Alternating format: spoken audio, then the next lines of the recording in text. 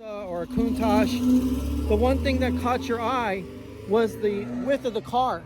You know, cars that are wide and expansive tend to be very exotic, and for good reason, because obviously if your car has a lot of width, well, it's either got a really big engine, it needs to put radiators or heat exchangers somewhere where they usually wouldn't belong, and you know, you have to accommodate that in packaging.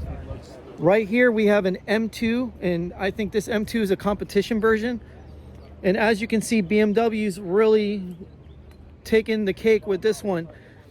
Not only does it have a lot of creature comforts and a lot of Easter eggs, like you can see in the door panels, the indentations in the door panels, the actual, you know, patterns and designs, plus the 3-color stripe for the M series. I mean, super cool. And it's got kind of like a wide body proportion. You got quad tip exhaust out the back. Just really beautifully sculpted tail lamps right at the back with black accents. So this kind of takes, you know, a designer style turn to the old E30 M3, you know, with a lot of artistic style, you know, to the car. The wheels, I mean, wow. It's got huge brakes. The brakes that are on this car on the rear are as big as the ones on my Corvette sitting over there. And that's pretty crazy. I mean, these have got to be at least 15, 16 inches right here in the front. So this car's got enough stopping power to stop it from any speed it's going. And as you can see, the condenser, the air conditioning condenser, is mounted flat. And that's a good idea. So you can still have your creature comforts with the AC, but the actual AC condenser is mounted low in the bumper as opposed to being mounted in front of the radiator. So this actually helps with the cooling. And I'm pretty sure it has the closable shades, so that way when it doesn't need the extra cooling, you know, you can actually save some fuel mileage without having a bunch of air and turbulence slowing the car down. And you know, you got your classic Mercedes, this what you might call, you know, the 24 hours of lemons Volvo. You know, these cars were made to just have fun and enjoy. So they don't have to look their best, they just have to be drivable and a lot of fun. Classic M3. I mean, again, the flares, you can compare them to the M2, and it's just a out of this world design because it's classic. It never falls out of favor with enthusiasts. I mean, it's just a hell of a car. And then any AMG Mercedes, especially this particular one, which has the Picasso headlights. Now, these were actually, you know, they were actually inspired by Picasso's paintings, because Picasso would actually have a guitar in his paintings, and Mercedes decided to actually do the headlights off of Picasso's guitars that he would actually put in his paintings, which is actually a neat Easter egg for those who are Mercedes enthusiasts and know all the design cues that went into Mercedes-Benz's cars back in the early 2000s and the late 90s. And the C55 AMG, it was a baby AMG. And right next to it, you have a Sport in a really beautiful color. This is another E-Class, and I'm pretty sure this one's an E-Class as well. But I like the disc style wheels or caps on it. That looks really cool. But this one's more of an estate wagon. This is something that's more akin to being seen in Europe as opposed to America. So it's pretty rare. But this AMG, it's so nice. And right here, again, BMWs, you know, this one's a twin turbo. I believe it's a 4-cylinder, but it has twin air filters, which is really crazy. So it's got a parallel turbocharging system where it's in need of 2 air filters. And right here you can see the intercooler sitting right on top of the engine.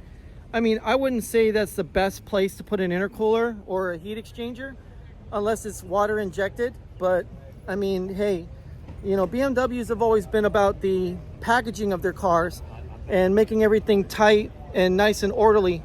You know, just like any person that you know, makes a German car. And then we have two Fiat X19s. I mean, these are really, really popular with Fiat enthusiasts. People tend to really love these cars. They're Bertone designed, and Bertone was a Italian coach builder that did a lot of wedge shapes. They were actually responsible for the Lamborghini Countach, because Bertone actually did the Lamborghini Countach as one of their more popular and iconic designs. Now this 911, it's so beautifully done. You got this Botero interior with almost like a cream or, you know, ivory white on the inside. It's targa top. It's got the brakes to stop it, that's for sure. You got the classic Magnuson wheels on it, but in a more modern shape, obviously. And it's got the Sport Chrono package. And I mean, Targas, they're amazing cars. This one, the actual rear glass lifts up, and then the Targa top retracts with the rear glass lifted up, instead of you actually having to pull the panel and lift the rear deck and put it in. So, you know, Porsche made it to the point where you don't really have to do anything, which is kind of a good thing and a bad thing, because for most people who don't want to deal with things like that, you know, it's a good thing. But for people who actually like the experience of taking off their Targa top and stowing it and, you know, prepping the car for that long drive, you know, it can kind of be a drawback. And obviously returning for 2024 is our 6.2 liter V12, which again, this car's been in several of our videos, and I think it's an amazing engine. It sounds incredible. But there's the owner of the beautiful Targa and his son, and this car is amazing. I mean, I love the color specs on it. I love the perforated leather and everything else like that on the D-pillars. That looks awesome. I mean, the car is spec'd out so well. It got the Sport Chrono package on the inside of it, and look at that. You can actually swap the gauges to the GPS or to any of the functions on the inside. That's incredible. Plus, it's obviously four-wheel drive 4S. Yeah. So, I mean, a hell of a tourer, and got pretty much almost GT3 power when you think about it. So, I mean, what's really impressive about it, though, is how classic the looks are. And then at the same time, the Targa, it's like a nice ballet when it opens up and then folds the actual Targa top inside. So, you want to open the roof? You want to open it? He's shy. All kids are shy, you know.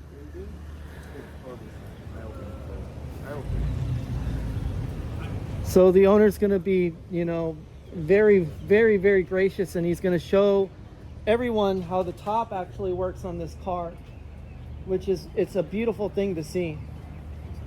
Because again, you know, the technology of this car is unbelievable. It's a literal tour de force. So see right there, as it's opening, it's like a convertible top, and then the buttresses open up inward, and then the top drops right in, and there you go. Now you're in Targa mode.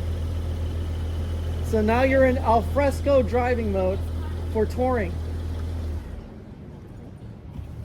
That it takes seconds. That's the wonderful part. It's actually faster than a convertible top, and it's equivalent to having a, you know, NA Miata, where in the NA Miata you just unclip it and you just pull the top back. Yeah. It actually takes nowhere near as much time as taking a normal regular top on a Miata and dropping it. So that's really amazing.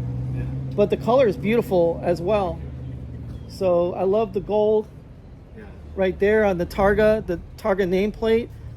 And obviously these stripes are reminiscent of James Dean and the Little Bastard.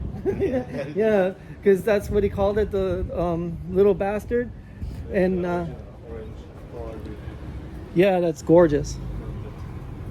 So yes, it's a Stuttgart thoroughbred for sure. It's just so understated, but it's beautiful and elegant. And that's kind of what I like about the 911R, is that you can get the GT3 engine, and you can get a manual, and you can get the understated look. So you fly under the radar, and the cops aren't like all over you because you have a track monster. You know, your car has a a wing that's almost as high as the roof. Yeah.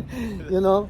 That's But true. yes, thank you so much for your time. Take care. Your son, hey, be good. He passed it down to you.